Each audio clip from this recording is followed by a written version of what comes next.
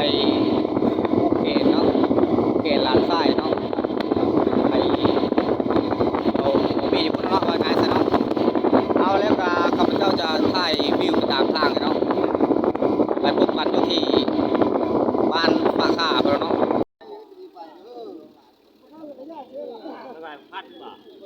นี่ก็หากระหดบ้านผู้เดงเนาะ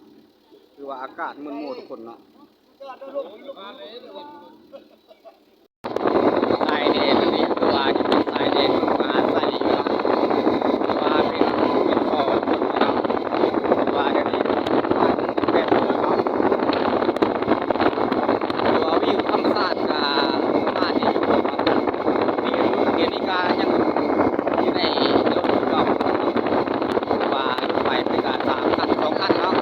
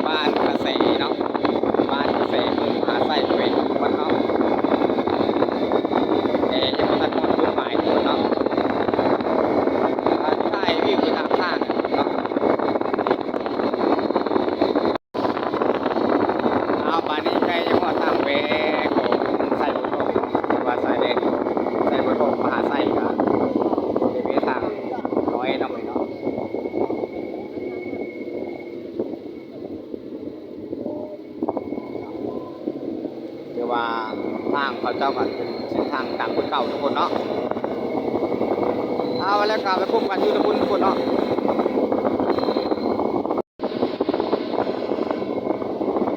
นี่คือบ้านนาคองทุกคนบ้านนาคองเมืองไส่ประกอบ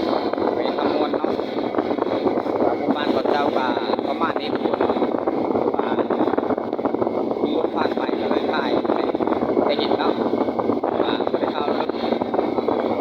ถ่ายไปตามสายทางเนี่ยเนาะ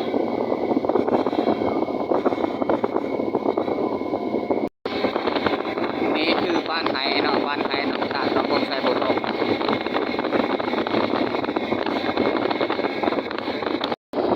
นี่คือบ้าน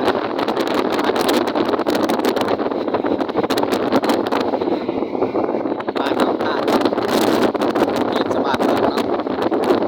ไซบุตรเนาะมาตะลองตลาดแบบนี้เว้ยถามตัวคดีเว้ยขนมซื้อขนมมือตัวลูกตัวเต้ากันบัดนี้เนาะ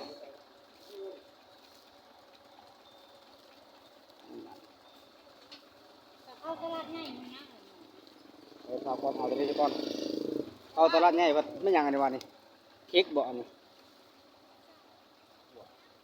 เอาเดินหาก่อนนะอันนี้ดิตัวนี้โอ้ยสิได้เอาตัวนี้แล้วเนาะอันนี้ตัวตลาดเนาะตัวตลาดมึงใส่บ่ทองหรือว่าหาแล้วเบิ่งซื้อของกบมากินทุกคนเนาะมีพังเงาพังน้ำมีปลานิ่มทุกคนเลยเนาะ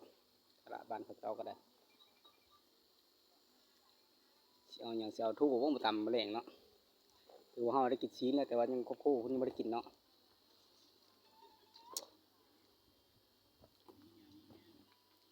เสียวขนมบอกมันตัวลูกเนาะ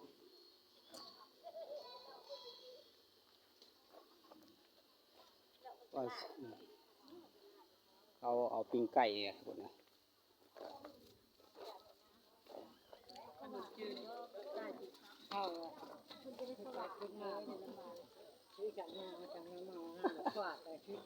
บอกเอาครั้งเลยนะปิ้งอะไรปิ้งตับเนี่ยพันหรอกปิ้งตับกับปิ้งไก่เนาะมือให้ตัวลูกก่อน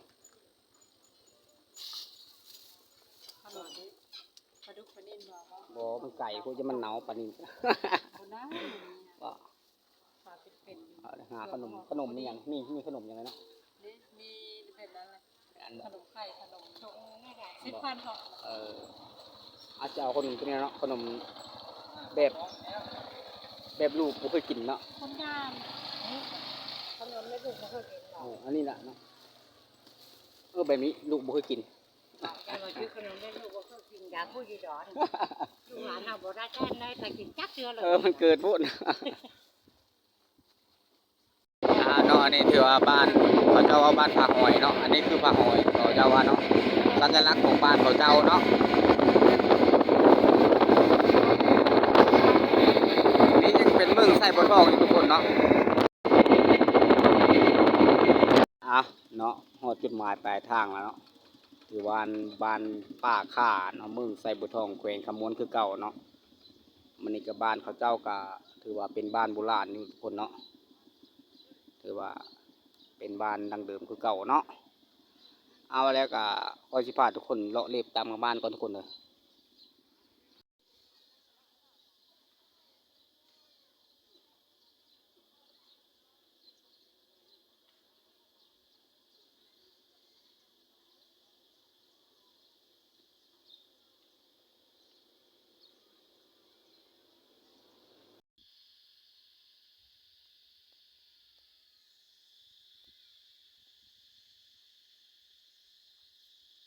นี่คือวิวนอกบ้านทุกคนเนาะตรงหน้าเขาเจ้าก็ประมาณนี้ทุกคนเนาะเนาะคือจุดหมายปลายทางข้าพเจ้ามามันนี่ก็มาผู้เขตหลานทรายคือว่าเนาะมาสร้างครบสร้างครูจุฟีเนาะถือว่ามาไก่ขนาดเนาะถือว่าประมาณ70หรือ80กิโลทุกคนเนาะถือว่าตอนนี้เขาเจ้าบ่ทันได้ผู้เขตเนาะถือว่าเวลานี้ก็ประมาณ9 โมงปลายเนาะ9 โมงเศษนี่เนาะบรรยากาศช่วงนี้ก็ฮ้อนเบาทุกคนเลยเนาะถือว่าหมู่บ้านเขาเจ้าก็ประมาณนี้ทุกคนเลยก็คือเอาคือนี้เนาะประมาณ30กว่าเรือนเนาะแต่ว่าเขาเจ้าเป็นเผ่าผู้ไทยเนาะผู้ไทยค่อยกับผู้ไทยคือกันแต่บ่ได้ว่าชื่อเลือเนาะประมาณนี้เนาะ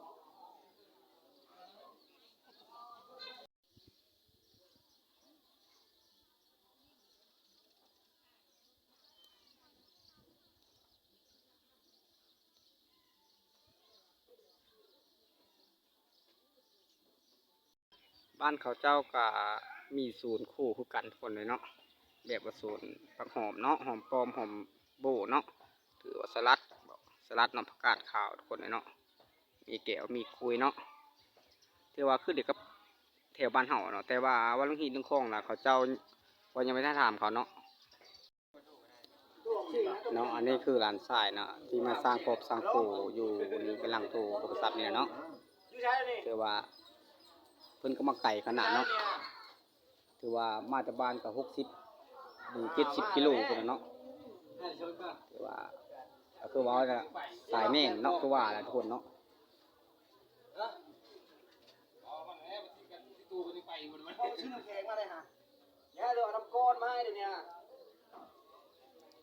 นี่คือทีมงานเนาะทีมงานเข้ามาตั้งแต่บ้านเพิ่นเนาะคือว่าบรรทุกมากับรถ2 คันทุกคนเนาะเอารอวันเขาเจ้าผู้ขอตะเข็นก็นำมันนี้กันเนาะได้บ่หมู่บ้านเขาเจ้าเนาะถือว่าเขาเจ้ายังใช้แบบว่าเป็นบ้านเสาตั้งเนาะเกือบจะทุกหลังทุกคนเลยเนาะแบบว่าบ้านไม้เป็นบ้านเสาตั้งเนาะถือว่าบ่ว่าแต่บ้านเนาะบ่ว่าแต่เรือนเนาะเป็นเล้าเข้าก็คือกันทุกคนเลยเนาะเขาเจ้าสู้หลายเขาเจ้าใช้เป็นเสาตั้งเบิดเนาะแต่บ่ได้ขุดดินลงไปเนาะคือบ้านชุมคอยเนาะ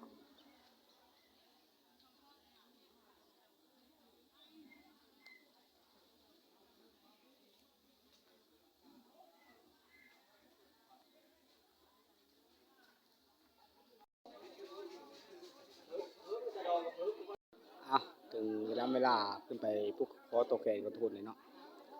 ถือว่าถึงเวลาแล้วประมาณเดี๋ยวนี้ก็10 โมงเช้ามันถึงแดดฮ้อนนี่ทุกคนเลยเนาะไปทุกคนไปขึ้นภูเก็ตน้ำกันทุกคน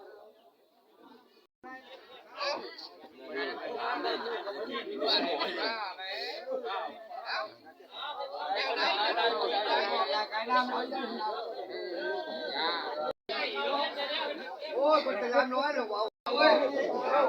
ี่แหละคือผู้เกณฑ์น้อยทุกคนเนาะแบบคือเขาพร้อมปองแปงเนาะ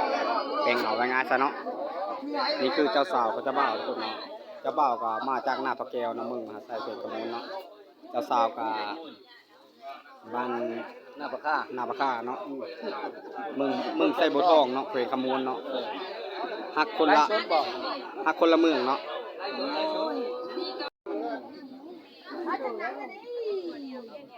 ผู้แม่ผู้โผเขา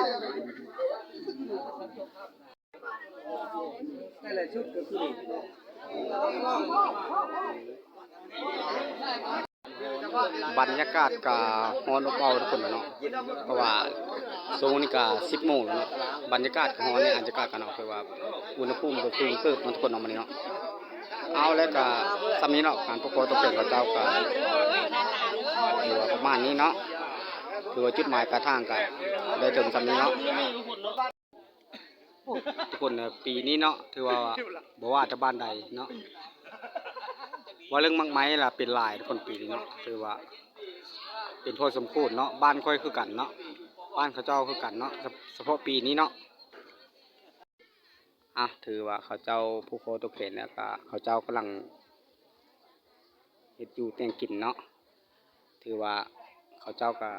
เบ็ดบ้านเฮาแล้วเนาะผู้เข็นแล้วก็จะได้หย่อพาเข้าเนาะ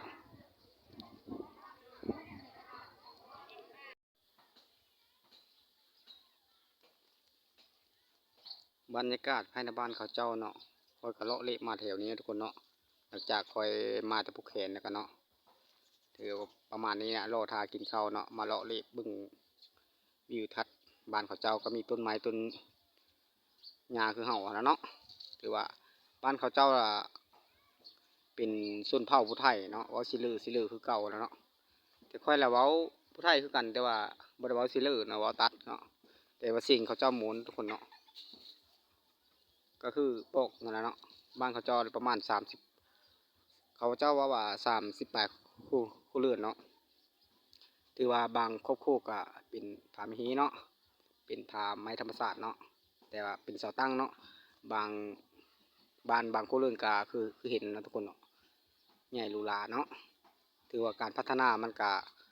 เริ่มขยายขึ้นเนาะบ่ว่าแต่บ้านใดเนาะ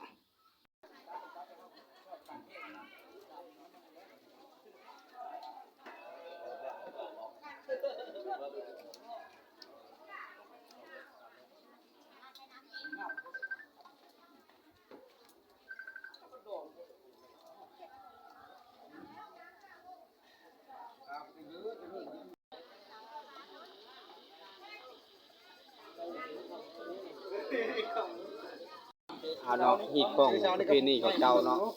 ก่อนจะได้รับประทานอาหารเขาเจ้าก็ต้องได้กินจานเป้าเฉพาะเนาะอันนี้เป็นเรื่องจริงเนาะถ้าเอากินอาหารก่อนเข้าแล้วบ่ได้เนาะเพิ่นให้กินข้าวก่อนเพราะว่าคือว่าเขาเจ้าถือตัวนั้นเนาะก็จะเป็นได้กินทุกคนเนาะแต่บ้านเฮาก็บ่คือเขาเจ้าเนาะคือว่ากินหลังจากกินข้าวลาแล้วก็เพิ่นก็จึงได้มาเสิร์ฟอาหารเนาะทุกคนเนาะเป็นดิบเด้อทุกขอโทษขออภัยผู้ใดที่บ่ได้กินดิบทุกคนเนาะมานี้ก็มากินข้าวนำกันทุกคนเนาะมากินข้าวถือว่าเพลงแล้วทุกคนเลยเนาะกินข้าวกินน้ำก่อนทุกคนเด้อแล้วจังว่ากันใหม่เนาะให้มีหือมีแห้งก่อนเนาะทางที่ห้วยยืนนี้ก็ถือว่าไปฟังนั้นก็ถือว่าย่างไปประมาณลักหนึ่งเนาะเขาจะเว้าเนาะถือว่าฮอด4เนาะ4น้อยเนาะทุกคนเนาะถือว่าฮอด4น้อยก็ไปฟังนั้นก็สิเป็นบ้านโคกระต่ายเขาจะว่าเนาะแต่ก็บ่ทันได้ไปเนาะเพราะว่าเวลานี้ก็มันสิกลับบ้านเนาะมันก็ไกลนะทุกคนเนาะคลิปนี้ก็ข้าพเจ้าก็ขอจบสำนี้เนาะก่อนเข้าชมก็ขอกดไลค์กดแชร์กดติดตามให้เป็นกำลังใจเนาะสร้างสรรค์คลิปต่อไปเนาะขอขอบใจ